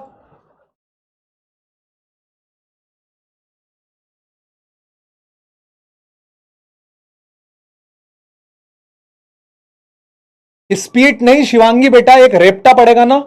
स्लीट, स्लीट पढ़ते नहीं आता क्या तुम? तो पूरे हिंदी में देखना paper. Slit not speed. Slit is the answer. 87% लोगों ने, यही तो है द रीजन शोर इज माय फेवरेट। हर चीजें पढ़ाओ और 10 मिनट में आप उनका इंप्लीकेशन देख लो, फटाक से सब चीजें सही मिलेगी। That is why I love your class and always every time since last 2021, मतलब पिछले 5 साल से डिफेंस वाला पे जब जब पढ़ा रहा हूं। देखिए एक तो क्या है कि मैं और प्रथमेश सर, हम दोनों इतने पुराने आदमी हैं जिन्होंने यहाँ पर चैनल पर बच्चे जब कुछ नहीं थे तब से देखा, मतलब चैनल का नाम नहीं था, बैच का नाम तो छोड़ो, तब से हम साथ में काम कर रहे हैं। तो जब ऐसे बैच बनती है, फिर जब शौर्य को एक आइकॉनिक बैच बनाया, वहाँ पर जब पढ़ाया, और मैं भी उम्मीद करता हूँ कि आप लोगों को पढ़ने में मज़ा आता होगा जितना, मतलब जितनी मुझे ये बैच अजीज़ है, आप लोगों को भी शायद ऐसा लगता हो कि आपने शौर्य लिया, it means you are reading in a great manner. देखिए अगर आप बैकलॉग कवर करते हो, बैकलॉग अगर आपको हो जाता है तो वो कोई बड़ी बात नहीं है, बहुत सारे बच्चों को होता है, बट उसे रहने देना गलत बात है। और जब आप इसे कवर करोगे ना, तो ये मतलब मिस्टेक वो आपकी है ना, हमारे एंड से तो हम पूरी चीजें आपको देते हैं। और एक एक टीचर का मैं आप लोग को वो ले लूं, आप बोलो तो जिम्मेदारी मेरे एंड से, आपके सारे टीचर बेस्ट है, ईच एंड एवरी पर्सन। हाँ गुड्डू, चलो अब ये होता है रेन गेज। हम जो बोलते हैं ना कि सर ये सेंटीमीटर में बरसात है, इसको कैसे नापते हैं? सेंटीमीटर में जो बरसात होती है, इस बरसात को हम कैसे नापते हैं? ये। तो इस बरसात को नापने के लिए क्या हम क्या एक इंस्ट्रूमेंट बनाते हैं। इस इंस्ट्रूमेंट को बोलता है रेन गेज। अब रेन गेज को क्या किया जाता, घर के बाहर लगाया जाता है और उसमें देखा जाता, सुन लो मेरे से मत बाद में मत बोलना कि बारिश को सेंटीमीटर में कैसे नापते। तो इसको घर के बाहर लगाया जाता, फिर यहां लिखा होता 1 सेंटीमीटर, 5 सेंटीमीटर, 10 सेंटीमीटर, है ना। तो कितने सेंटीमीटर में बारिश 24 आवर में रिकॉर्ड होती है, वो उस हिसाब से आपके अखबार के अंदर छप के आता है कि शहर में भारी वर्षा देखने को मिली, कुछ कुछ हिस्सों के अंदर बारिश 10 सेंटीमीटर पार चली गई। बताया जा रहा है कि अगर आप अपने दफ्तर के लिए निकल रहे हैं तो प्लीज सूचित रहे और सुरक्षित रहे। आपको न्यूज में, समाचार में चीजें सुनने को मिलती है। तो यहां पर ये ऐसा होता है रेन गेज जो बताता है। हाँ हाँ हाँ हाँ, बता देता हूं, ऐसे तो आप लोग बहुत वो करते रहोगे स्पैमिंग। तो देखिए रेन गेज से हमें बरसात पता चलती है। अब एक दफा की बात है, आज से 200 साल पहले की, समय कोई मान्य नहीं, तो राजस्थान में खूब बारिश हुई। राजस्थान जहां पानी घी से महंगा है, वहां खूब बारिश हुई। और जब राजस्थान में खूब बरसात हुई, ये बिल पार्लियामेंट के अंदर पास किया गया। पार्लियामेंट में बात छिड़ी, सब लोग बैठे थे, मैडम स्पीकर, सारे लोग बैठे हुए थे। तो वहां पर एक रिपोर्ट आई आईएमडी की, आईएमडी मतलब इंडियन मेट्रोलॉजिकल डिपार्टमेंट। उस रिपोर्ट को पढ़ करके बताया गया जा रहा कि राजस्थान के पश्चिमी हिस्से के अंदर अच्छी बरसात देखने को मिली। सभी लोगों ने ताली बजाई, क्या बात है, आमीन, क्या बात है, इंडीड, बहुत बहुत बढ़िया यार, क्या गजब है। मतलब वो पार्लियामेंट क्लैप की गई, वो टेबल थूकने की सभी ने। तो पार्लियामेंट में जो जैसलमेर बीकानेर की तरफ से जो एमपी थे, मेंबर ऑफ पार्लियामेंट, सांसद जो थे, वो उठे और उन्होंने, एक सेकंड, ऐसा तो कुछ नहीं हुआ, मैं कल ही आ रहा हूं जयपुर होता हुआ, मेरी कॉन्स्टिट्यूएंसी के अंदर था, मैं आज ही आया हूं, तो वहां पर तो ऐसा कुछ नहीं हुआ। तो उन्होंने बोला ये यार आईएमडी की रिपोर्ट गलत थोड़ी आ सकती। बोला गया कि जाओ भेजो किसी को पता करो। तो इन्वेस्टिगेशन के लिए एक टीम भेजी गई कि आप जाओ और पता करके आओ बरसात हुई है कि नहीं हुई है। पुराने दौर की बात है। वो टीम गई अपने साथ बाइक लेकर के, है ना, ट्रेन से गई। जब जैसलमेर के पास पहुंचे तो वहां बाहर जाकर के उन्होंने बोला, पहले वेदर स्टेशन में गए, बोले भाई बरसात हुई यहाँ? बोले अब खूब बरसात हुई इस बार तो। बोले 10 सेंटीमीटर बारिश हुई है। तो वो देख करके आश्चर्यजनक चकित थे कि यार बरसात। बाहर गए, बाहर जाने के बाद कुछ लोग घूम रहे थे, पसीना पूछ रहा था भाई, तो उससे पूछा कि क्यों भाई यहाँ बरसात हुई? तो उसने इसे घूरते हुए देखा। अगर बरसात होती ये वृक्ष सूखा होता, अगर बरसात होती तो ये रेत टूटती, अगर बरसात होती इस नदी में पानी नहीं दिखता। थोड़े डर गए वो कि यार गलत है किसी से पूछना, क्योंकि वाकई में कहीं दिख नहीं रहा बरसात हुई। वो गए वापस वेदर डिपार्टमेंट में, क्यों साहब बरसात हुई, तुमने तो छाप दिया। बोले सर रेन गेज फुल भरा हुआ है। गए ग्राउंड के अंदर, वहां जाकर के देखा, तो देखा तो रेन गेज फुल भरा हुआ था। क्या हुआ, ये लोग सो गए रात को, डोगेश भाई आए, उन्होंने टांग ऊंची करी और रेन गेज को पूरा भर दिया। अब इन्होंने बिना वाटर का पीएच जाने, बिना उसका ऑर्डर जाने, बिना उसका कलर जाने, इनने वो रिपोर्ट पब्लिश कर दी। अब आप कभी भी नहीं भूलेंगे कि रेन गेज कैसे नापता है। बाहर रखा था, डोगो चला गया। रेन गेज समझ में आया? आगे बढ़ते, दीस आर दी आइसोहाइट लाइंस, जो आपको यहां पर दिखाई दे रही है ना, सर्कुलर लाइंस, ये सब आइसोहाइट है, जो एक प्रकार की बरसात बता रही है। जहां जहां हुई एक प्रकार की बरसात हुई, दिस आइसोहाइट यहां पर ये बता रही है। अब 3 प्रकार के रेनफॉल हम पढ़ेंगे। 3 प्रकार की रेनफॉल होगी। सबसे पहली कन्वेक्शनल, जैसा कि मैंने आज आपको बताया था, मैं बताऊंगा। दूसरी ओरोग्राफिक और तीसरी फ्रंटल। फ्रंटल रेनफॉल साइक्लोनिक है, इसलिए कल के लेक्चर में आएगी। अब कन्वेक्शनल रेनफॉल क्या होती है? सबसे आसान बारिश, सबसे आसान बारिश कि सूरज की किरण पानी पर गिरे, पानी भाप बन के ऊपर जाए, बादल बने, बरस जाए। कन्वेक्शनल मतलब एक आम तरीका, एक प्राचीन तरीका कि बादल उठे, भाप उठी, बादल बने, बरसात हो गई। This is the convectional rainfall. This is a convectional rainfall.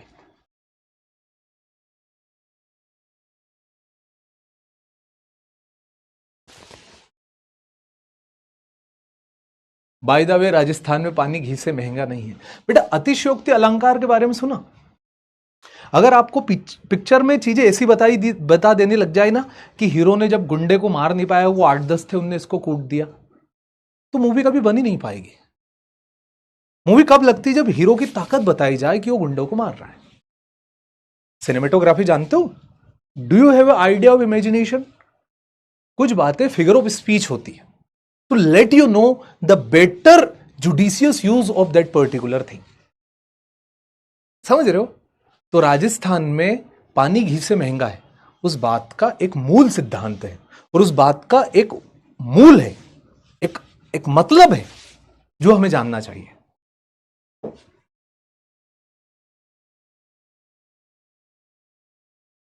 चलो आगे बढ़े। ये कन्वेक्शनल रेनफॉल समझ में आई? यहां से पानी इवापोरेट होकर के ऊपर गया, और ऊपर जाने के बाद बादल बने, बरसात हो गई। अगला जाएगा ओरोग्राफिक रेनफॉल। ओरोग्राफिक रेनफॉल हम खुद आपको समझाएंगे। देखिए, पहले मैं यहां की बात कर रहा हूं। मुझे ऐसा लगता है कि मैं अपने सारे स्टूडेंट्स को बता चुका हूं कि यहां पर वेस्टर्न घाट नाम के पहाड़ आते हैं ऊंचे ऊंचे। अब मैं उन्हीं के रिगार्डिंग कुछ बात कर रहा हूं। यहां पर समंदर है, अरेबियन सी। आइए अब इसका हम एक जूम मैप देखें और इसको आराम से समझें। देखिए, ये है वेस्टर्न घाट्स, ये है विदर्भ,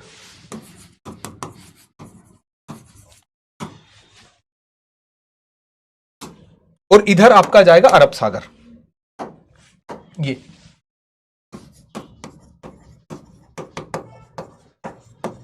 तो अरेबियन सी से पानी इवापोरेट हुआ और बादल बने, है ना। बादल बन के यहां पर ये बादल बन चुके।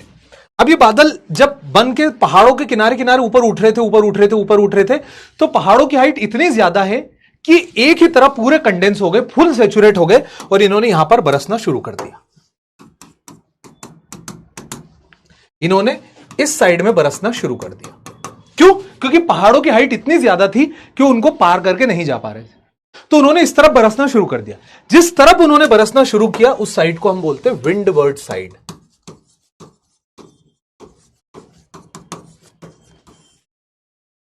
और जिस तरफ वो जा नहीं पाए ऊंचाई की वजह से, that is a levered side. तो लीवर्ड साइड पर बरसात नहीं होगी क्योंकि बादल पार ही नहीं हो पा रहे, इसलिए levered side is a rain shadow reason.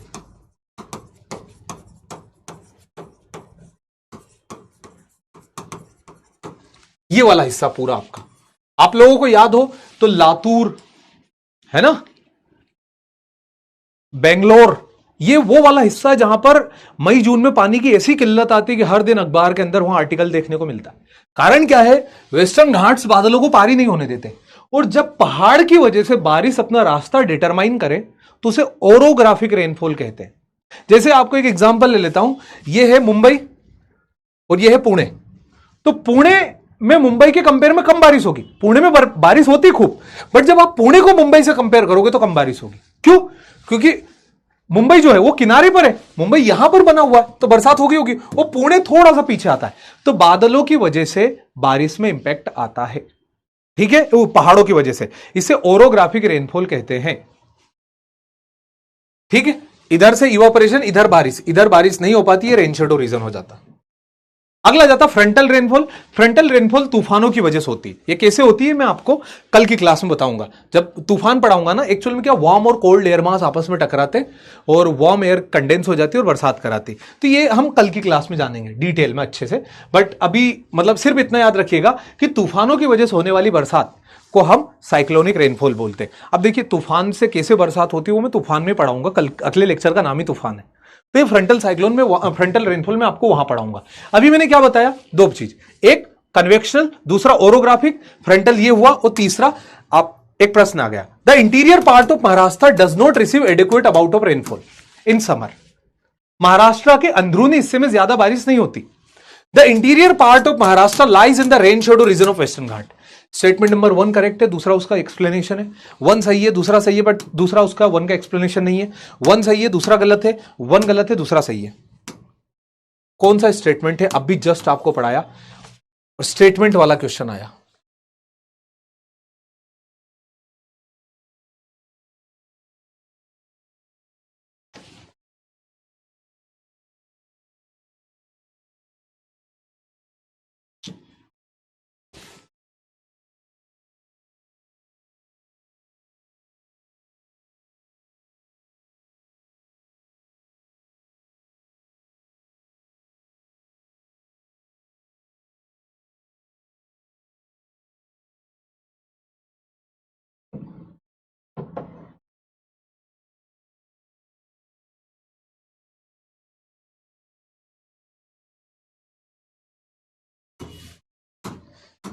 A is the right answer, 79.22, very good. अगला जाएगी आर्टिफिशियल रेनफॉल। इसके बारे में आपने सुना होगा, क्लाउड सीडिंग। बादलों के ऊपर हम छिड़काव कर देते हैं कूलेंट का, जिसका नाम है silver iodide.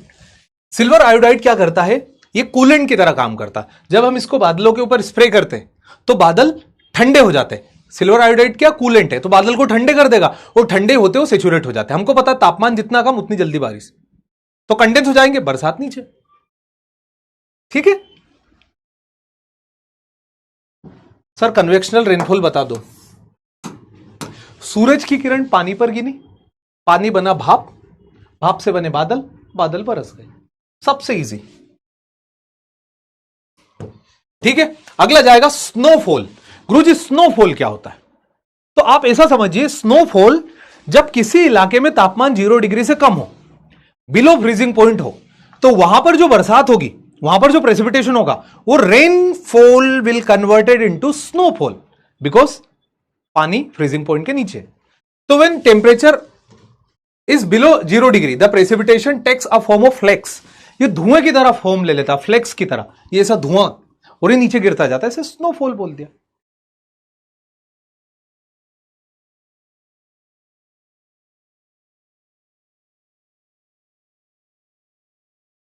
Lieutenant thank you so much, पर कॉल पर बात करने में मैं इमोशनल हो जाऊंगी।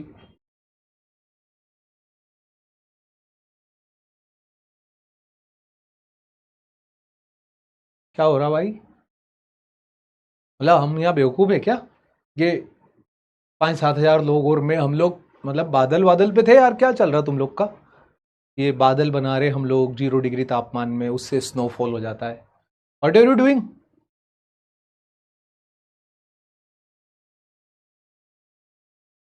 सीधा ओपन और इमोशनल क्यों होना? बात कर लो।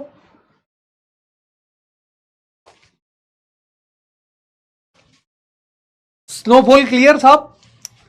तुम लोग मेरे साथ चलो ना, तुम्हारा कोई ना मेरा कोई, तुम दोनों लगे रहो। अगला जाएगा स्लीट। एक इंपॉर्टेंट चीज जानना पड़ेगा। तो slit is a mixture of ice and water particles. ये आइस के पैलेट्स गिरते हैं, छोटे छोटे कत्तल है ना, ये ऐसे। तो it is a kind of frozen precipitation. मतलब देखिए, आप पहले समझिए, स्लीट को जान लेना बहुत ज्यादा जरूरी। स्लीट कैसे बनता है ये यहां पर बताया गया। देखो, सब में अंतर आपको समझ में आ जाएगा। थोड़ी सी इसको छोटी कर दूंगा। देखो बेटा, कि अगर वार्म एयर रहे, ये आपका बादल है, ये आपका एटमॉस्फेयर है, ये जमीन है, तो अगर बीच में वार्म एयर रहेगी तो बरसात होगी, क्योंकि बादल से जो बर्फ गिरेगी, ये वार्म एयर उसे कन्वर्ट कर देगी पानी में, और बरसात होगी। ठीक है। फ्रीजिंग एयर कब होगी? जब हल्का पानी भी गिरेगा और बर्फ भी गिरेगी। स्लीट क्या होती है कि ऊपर से तो पानी गिरा, तो कोल्ड एयर के नीचे वार्म एयर है ना, और वार्म एयर के नीचे कोल्ड एयर है। तो ये वार्म एयर जो पानी बनाती है, उस पानी को ये कोल्ड एयर वापस से फ्रीज कर देती है। और जब ये बूंदे गिरती है ऐसी बर्फ की जो छोटी छोटी, इन्हें स्लीट बोलते हैं। क्या लिखा है?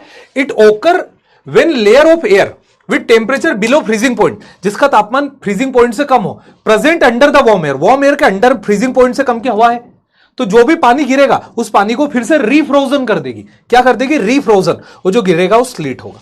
स्नोफॉल कब होगा? जब पूरे इलाके में ऐसी हवा हो जिसका तापमान बिलो फ्रीजिंग पॉइंट हो, तो वहां स्नोफॉल होगी। स्लीट वार्म एयर के नीचे कोल्ड एयर हो।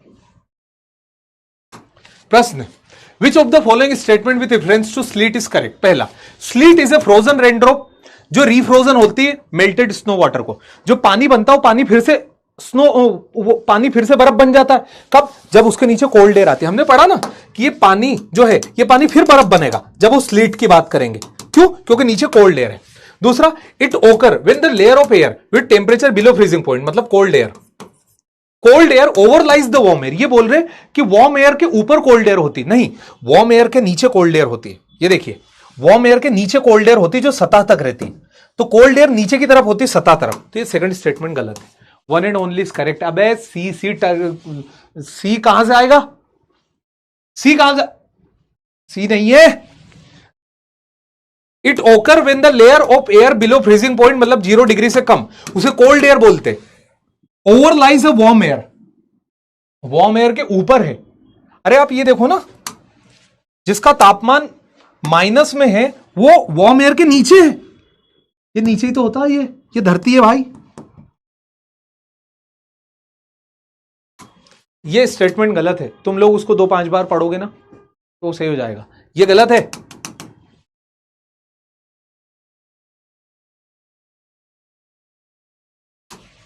अगला जाएगा हेलस्टॉर्म। हेलस्टॉर्म क्या होता है? ओले गिरना। यहां पर बड़ी बड़ी गेंद गिरती है बर्फ की। ये कोई ठंड वंड में नहीं गिरता, ये कभी भी गिर जाता है। ऐसा नहीं है जैसे स्लीट है, स्लीट को गिरने के लिए ठंड की आवश्यकता होती है, ये कभी भी गिर जाता है। ओले गिरना तो क्या होता है? This is a precipitation ball of ice. जब बड़ी बड़ी गेंदें जमीन पर गिरती है, खेतों को तबाह कर देती है। मतलब हमारे देश में किसान बहुत ज्यादा परेशान होते हैं, बहुत ज्यादा परेशान होते हैं ओले से। हालत खराब कर देते हैं इन लोगों की। अगले साल के लिए फिर तैयार हो जाते हैं।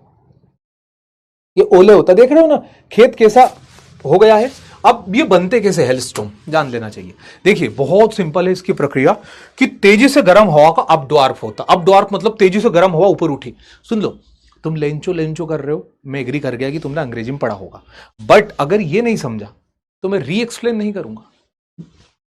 वार्म अपड्वार्फ होता है, गर्म हवा तेजी से ऊपर की तरफ उठती है। जब गर्म हवा तेजी से ऊपर को उठी तो इसके अंदर जो मॉइस्चर था बर्फ की गेंदें बना, और ऊपर गया तो बर्फ की गेंदें बड़ी बड़ी होती गई, और वही फिर तेजी से सुपर सेचुरेट होने की वजह से नीचे गिरती।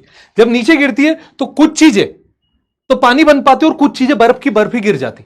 और जब वो बर्फ की बर्फ गिरती है उसे हम कोल्ड डाउन ड्वार्फ बोलते हैं।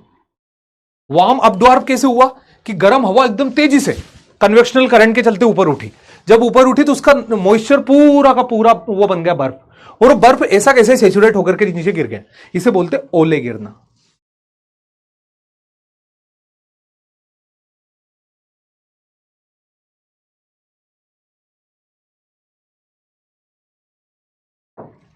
लास्ट आ जाता विरगा।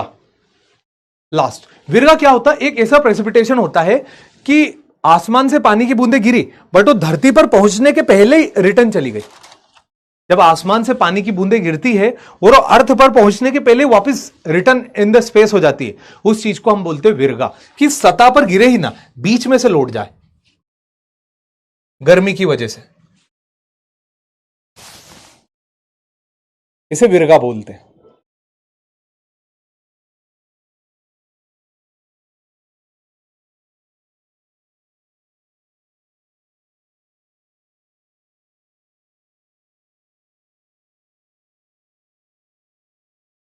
सुप्रीम कोर्ट ने मना कर दिया रावली को काटने को। क्या बात है। यही डिस्कस हुआ था ना हमारा कि जब सामूहिक तरीके से, अहिंसक तरीके से हम सभी लोगों ने अपनी बात रखी थी और सुप्रीम कोर्ट को अपने खुद के डिसीजन को फिर से रिव्यू करना पड़ा।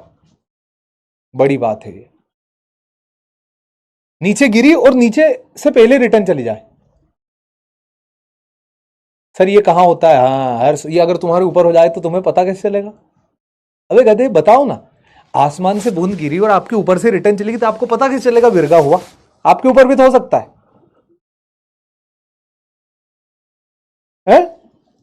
देखो ये क्या होता है कि प्रेसिपिटेशन के फॉर्म में एक टाइप होता है कि बरसात हो रही है और बरसात की कुछ बूंदें रिटर्न चली गई गर्मी की वजह से और कुछ गिरती रही। कहीं हल्की बारिश होती है, कहीं गर्म इलाके होते हैं, वहां से गर्मी की वजह से वो गिरने से पहले कुछ बूंदें रिटर्न चली गई और कुछ धरती तक आ गई। तो जो रिटर्न चली गई वो विरगा हो गई।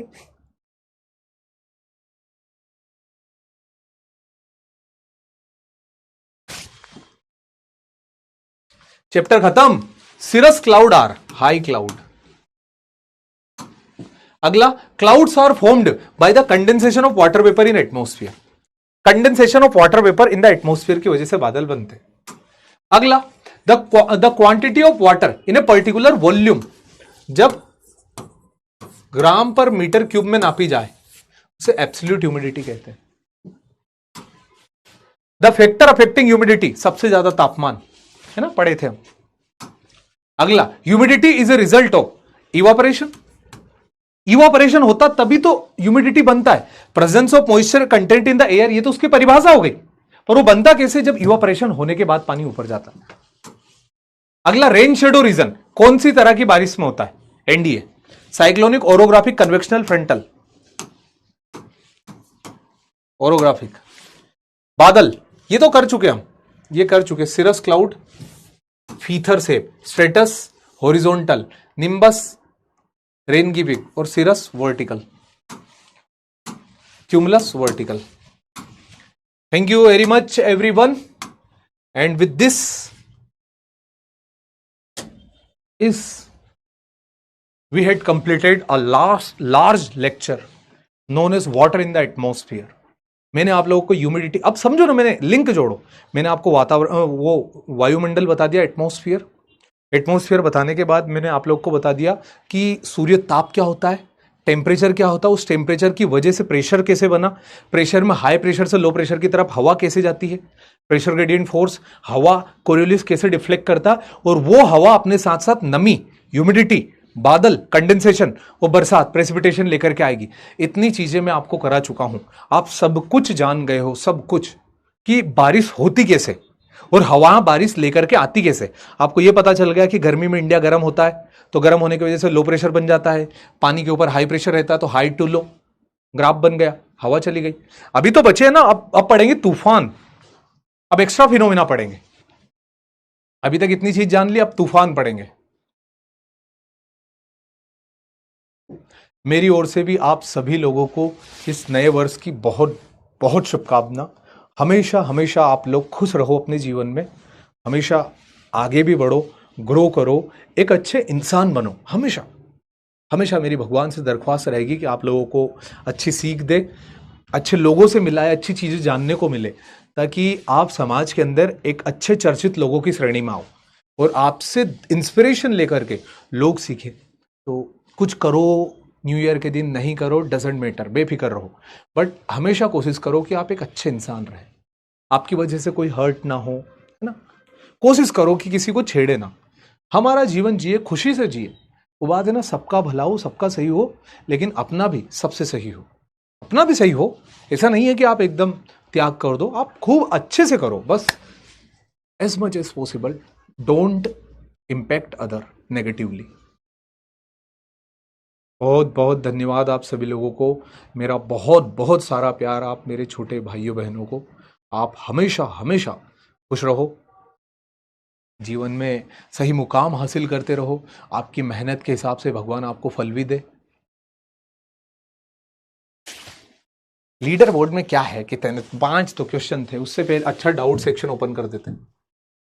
समझ नहीं आया रेन दोबारा कैसे गई, अरे दोबारा ऐसी गई कि पानी गिरा आसमान से, ना पानी गिरा, अब नीचे गर्मी है, इवापोरेशन, गर्मी होता है ना नीचे, तो गर्मी की वजह से नीचे से गर्म हवा ऊपर उठती है। हमने पढ़ा जहां गर्म होगी हवा लाइटर होकर के ऊपर जाएगी, तो गर्म ऊपर हवा ऊपर ले गई उस पानी की बूंद को धरती पर गिरने से पहले। सर ये पोल्यूशन का भी एक रीजन है क्या? विर्गा बनना एक्सप्लेन नहीं, ये पोल्यूशन का एक कारण नहीं। Virga is a different thing, automatically different thing, उसका पोल्यूशन से कोई वो नहीं। फ्रीज की आइस किसके जैसी है, स्लीट या ओले? फ्रिज की आइस जैसी ही है, वो अपने आप में आर्टिफिशियली क्रिएटेड है। आप उसको जैसा शेप देना चाहो, आपके पास अगर पानी ऐसे गेंद जैसा है तो आप उसको ओला दे दोगे। आजकल तो कबूतर भी बना सकते हैं आप फ्रिज के अंदर आइस से, ऐसी आती है चीजें ना। फिर विर्गा कहां पर होता है? देखिए ये बरसात के अंदर ही कुछ हिस्सा होता है जो लौट जाता है ना, और अधिकांश समय डेजर्ट में भी मिलता है। कन्वेक्शनल रेनफॉल को रिसाइकल प्रोसेस भी बोल सकते हैं, रिसाइकल मत बोलिए आप इसको, जो बायोजियो केमिकल साइकिल होती है ना, उसमें जो साइकिल होती है वाटर साइकिल, आप वो बोल सकते हैं इसको, बहुत सिंपल, रिसाइकल थोड़ी ना। गांव पे स्नोफॉल क्यों नहीं होता? ऐसा नहीं है, अगर आपका गांव पहाड़ों में होगा तो आपको जरूर देखने को मिलेगा। आप ऐसा मत बोलिए, जो लोगों के गांव पहाड़ों में है वहां पर उनको स्नोफॉल दिखता है, ये परिभाषा एकदम गलत हुई। ओरोग्राफिक रेनफॉल समझ नहीं आई, जब आसमान से बादल जा रहे और पहाड़ किसी भी बादल का रास्ता रोक दे और सारी बरसात उस बादल के एक तरफ करवा ले, उसे ओरोग्राफिक रेनफॉल बोले।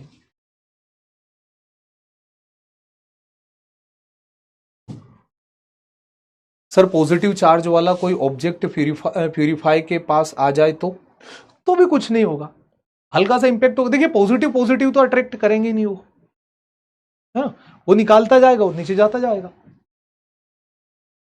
सर क्लाउड में समझ नहीं आया कि उनके टाइप में बहुत कंफ्यूजन है। देखिए मैंने बहुत अच्छे से बताया हिमांशु, बहुत अच्छे से बताया, आप उसको दोबारा देखिए, मैं पूरा यहां पर एक्सप्लेन नहीं कर पाऊंगा बेटा उसको, पूरा दोबारा देखिए, एक एक चीज मैंने बहुत अच्छे से बताई है रुक रुक करके। सर जब दो क्लाउड टकराते हैं तो बिजली चमकती है क्या? नहीं, वो एक अलग बात है, वो वैसे नहीं होता बिल्कुल भी। जब दो क्लाउड के करंट से एक दूसरे में पास होते तब बिजली चमकती है। दो क्लाउड के टकराने से कुछ नहीं होता, मिक्स हो जाते हैं। पॉजिटिव नेगेटिव चार्ज, लाइटनिंग के लिए चार्ज मैटर, ना कि क्लाउड। अगर अर्थ में नेगेटिव चार्ज है हो और क्लाउड में पॉजिटिव चार्ज हो तो बिजली करेगी। देखिए अपोजिट चार्ज होंगे तो अट्रैक्ट करेंगे, जाहिर सी बात है। ओके, आई एम सॉरी कि मैं सभी लोगों के डाउट, जाहिर सी बात है, देख भी नहीं सकता। आप लोग, आपको डाउट आ जाए तो आप छोड़ दीजिएगा, वो लोग क्लियर करा देंगे। आपको जो बताया गया वो बेहतर आपको समझ में आया होगा। आपको अगेन मेरी ओर से नववर्ष की शुभकामना। मिलते हैं अगली क्लास के अंदर। जय हिंद एंड जय भारत।